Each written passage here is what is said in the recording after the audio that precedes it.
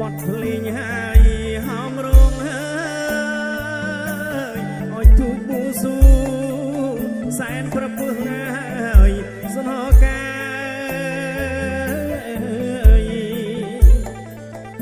เชียงบทให้หอมรวงเฮ้ยอ้อยถูกบูสู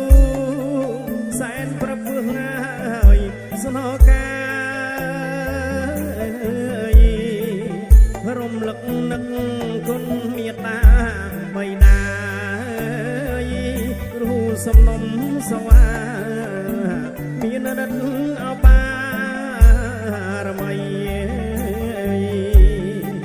ถวายดอกเทวนาคือเพียงบรำใบมาจากตึกมาจากใดยังมองปรองนะปรุงសូមអញ្ជើញឲ្យលោកគ្រូតូចហើយព្រះគុណខ្ញុំមកអញ្ជើញទាំងឲ្យលោកគ្រូធំសូមអញ្ជើញឲ្យលោកគ្រូតូចហើយព្រះគុណខ្ញុំមកអញ្ជើញទាំងឲ្យលោកគ្រូធំ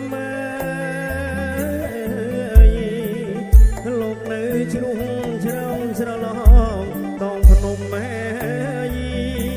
រួមមុនអាគមពូកែ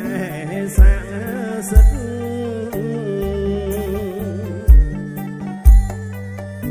គ្រូខ្ញុំមកមានរិទ្ធឲ្យអេហៀងមកសន្តិដ្ឋប្រោះព្រំឲ្យពរជ័យស្រីខ្មៅហើយអសំពងហើយលឺភ្លេងហោមរងតោងនាងហើយអគ្មានថ្មី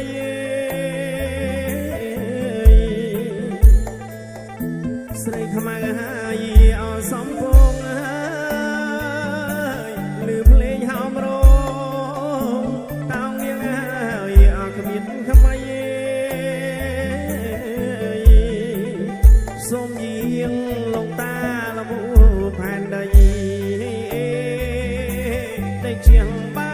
រមីសម្បត្តិព្រះគ្រូក្មេង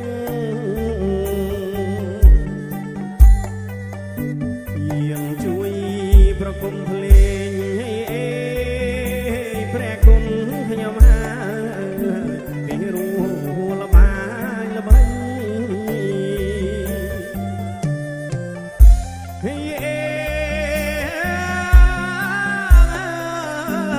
ថ្វាយភ្លេ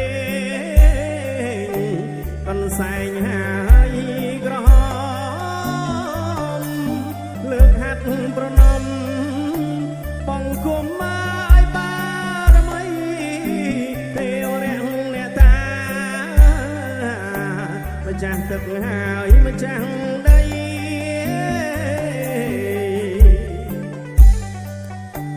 យាងមកណាយាងគ្មៀត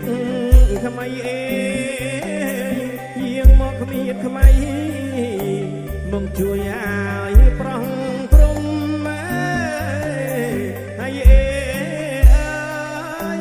មកជួយឲ្យប្រោះព្រំមិន